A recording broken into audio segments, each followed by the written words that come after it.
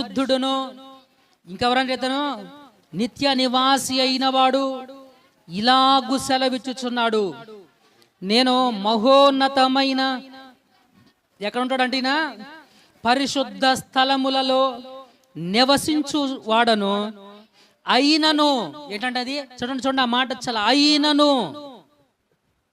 ఆయన మహాగణుడు, మహోన్నతుడు, పరిశుద్ధుడు, నిత్య నివాసి, పరిశుద్ధ స్థలములో నివసించేవాడు అయినప్పటికీ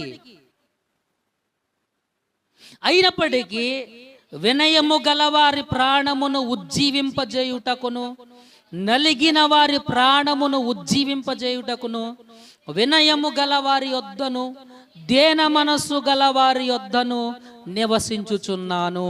హల్లెలూయా. వారి ప్రాణములను ఉజ్జీవింపజేసినటువంటి సందేశము